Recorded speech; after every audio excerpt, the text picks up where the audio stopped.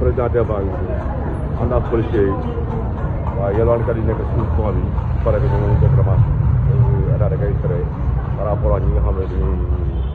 officier bi nga xam ne mooy yoonu quoi